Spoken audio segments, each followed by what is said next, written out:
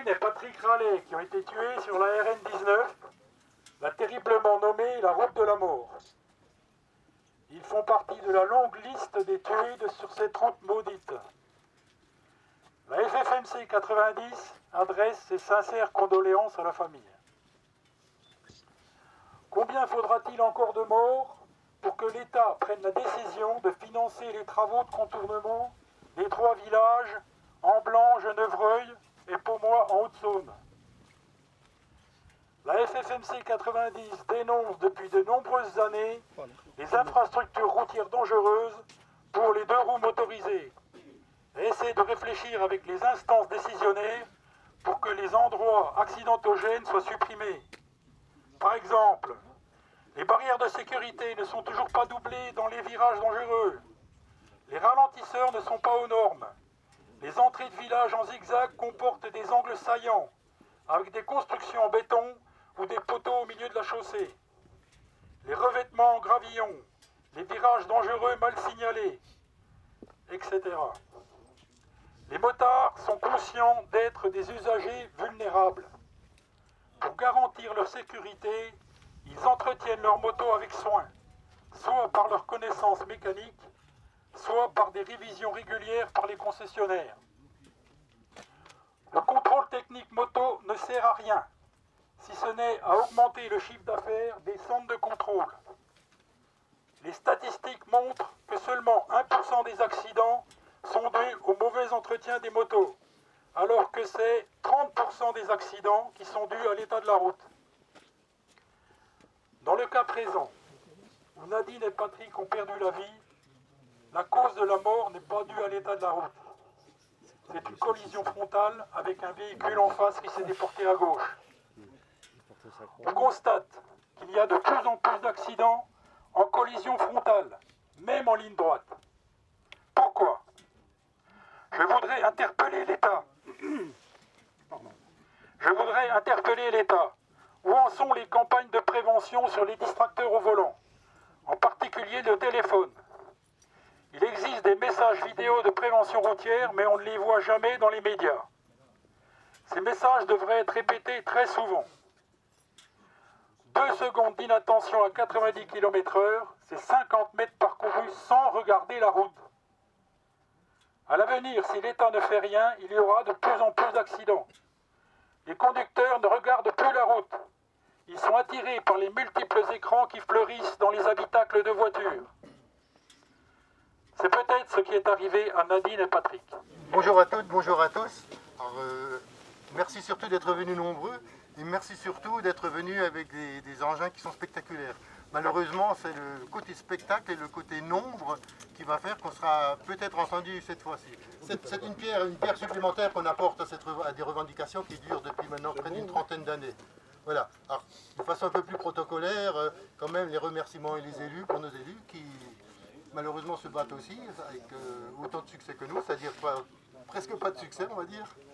Parmi les présents, certains ont tenu à être là et c'est particulièrement, on ne va pas dire sympa de leur part, mais en tout cas ils ont fait l'effort de venir parce que beaucoup sont attendus à une autre réunion à 11h à Bouan, ils sont venus tout de même. Voilà. Donc merci à eux. Des remerciements tout particuliers aussi aux conseillers départementaux du groupe Ensemble pour la Haute-Saône. C'est un groupe qui est représenté aujourd'hui, qui a surtout rédigé un courrier qu'on a diffusé, qu'on veut retrouver d'ailleurs sur notre blog, un courrier qui est sans équivoque et qui dénonce effectivement ce qui se passe ici sur cette route-là. Et qu'on ne sait pas forcément quand on lit des argumentaires raisonnés de trafic, de fluidité, des choses de ce genre-là. Nous on parle d'accidents et de drames pour les familles en fait. Remerciements également à la FDSEA ainsi qu'à la Confédération Paysanne qui sont partiellement représentés aujourd'hui. Eux ont de plus en plus de remontées par rapport aux agriculteurs qui doivent circuler avec leurs engins sur la route. Alors on dit ils sont gros, ils sont lourds, mais ils sont tout autant en danger que vous avec des motos qui sont plus petites et plus rapides, et surtout ils mettent en danger tous les autres usagers de la route. Donc les confédérations, le monde agricole en a marre aussi d'utiliser cette route-là. C'est pas fait pour des engins agricoles. Voilà. Pour ceux qui sont excusés, donc je pense notamment au sénateur et au président du département, qui est représenté d'ailleurs par ailleurs aujourd'hui. Ce qui est surtout intéressant, bon, ils nous témoignent évidemment leur soutien, leur engagement, etc.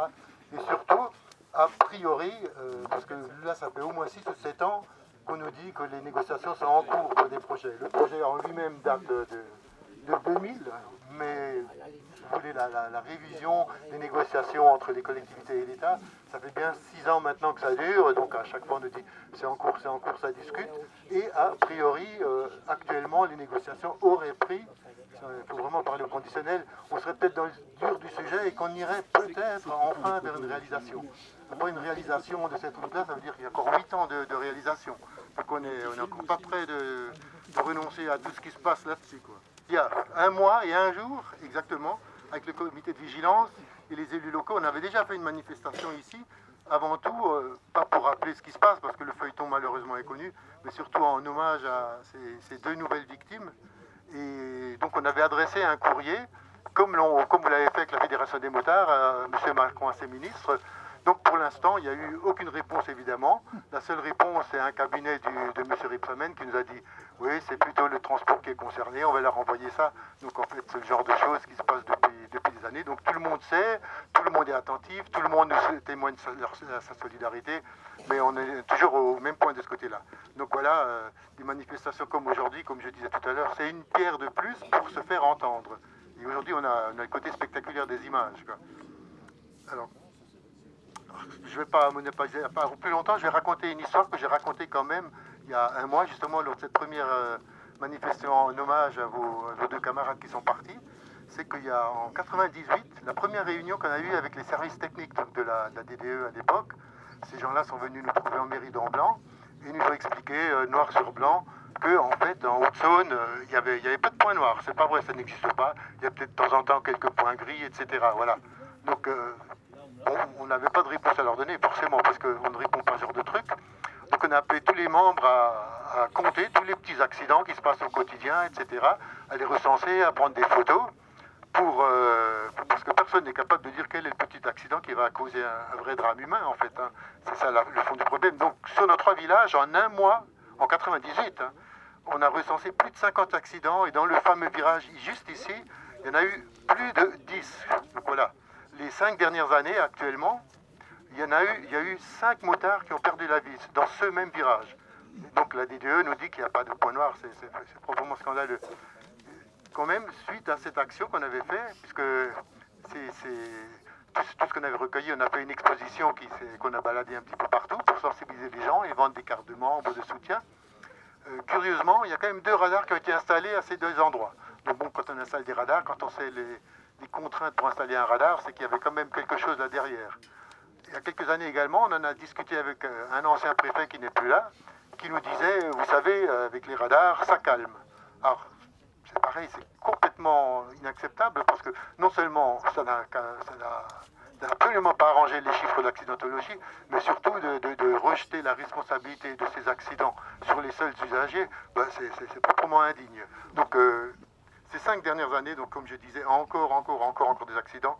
Donc si on est là, c'est évidemment pour rendre hommage avant tout, et surtout pour dire, on est là aussi pour dire, stop au massacre, arrêtez ça, quoi. Ça ne peut plus continuer ainsi.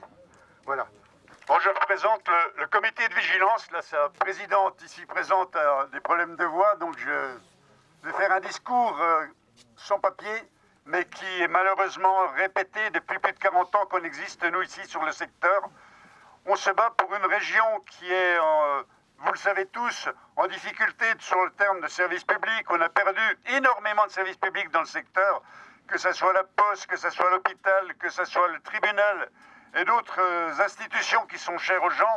Or, quand on supprime des services publics, dans une région où les transports sont souvent minorés et en tout cas sous-estimés par les pouvoirs publics, on est toujours en difficulté sur les routes. On est obligé de prendre la route, on est obligé de circuler. Et donc quand on circule sur des moyens et des structures qui sont insuffisantes et dangereuses, eh bien on a la double peine. On a la double peine d'avoir perdu la réalité de nos services publics. On a la double peine d'être obligé de prendre la route. On a la double peine de subir les radars, les problèmes de temps, la perte de chance en termes sanitaires sur l'ensemble du secteur. Un radar, c'est pas une solution, quoi. Un radar, c'est une manière aussi peut-être de limiter les choses, mais c'est une manière facile et simple de répondre à un problème bien plus grave que cela. Et c'est vraiment pas la solution. La solution, c'est d'avoir une route sûre qui relie Lure, Vesoul, et pas seulement le contournement des 3 villages, malheureusement, les plus en difficulté. On a besoin d'une route sûre pour justement rendre aux gens le peu qu'ils doivent pour compenser les pertes qu'ils ont subies. En plus, cette route, vous le savez, elle est hyper mortifère. Et malheureusement, ce n'est pas le cas de seulement cette route-là, c'est celle des autres. On a participé à des mobilisations qui ont porté un peu leurs fruits. Le contournement de Port-sur-Saône, le contournement de Saône, par exemple. Mais ça reste insuffisant en termes de mobilité et de fluidité. Donc, les services publics qui manquent, les routes insuffisantes. On est dans une région qui a besoin de plus de vie, qui a besoin de plus de convivialité, qui a besoin de plus de prendre en compte la nécessité d'y maintenir des populations qui la fuient. Nous ne sommes pas une zone de seconde zone, nous ne sommes pas une réserve indienne, nous sommes un lieu de vie qui a les mêmes droits que partout ailleurs. Et je vous rappelle, la Haute-Saône, les transports publics rapides et les transports publics ferroviaires ou routiers sont notoirement insuffisants depuis très très longtemps. 40 ans, ça suffit, on se moque de nous, on ne peut pas avoir des morts comme ça en permanence et rendre des hommages en permanence, c'est dramatique. Et donc, il est temps de se mobiliser. Merci à vous d'être là. C'est sans doute le spectaculaire qui va peut-être nous permettre de ramener au premier plan les choses. Je vous rappelle que quand on a créé la coordination nationale à Saint-Afrique pour la défense des hôpitaux, on avait la FNSEA et la Confédération paysanne qui avaient bloqué le viaduc. Eh bien, laissez-moi, quand on bloque un viaduc, on a une réponse immédiate. On avait réussi à sauver les structures à ce moment-là. Alors, c'est le moment de résister ensemble. Merci aux motards, merci à tous ceux qui se battent, élus, associations et autres. C'est ensemble qu'on va pouvoir faire pression.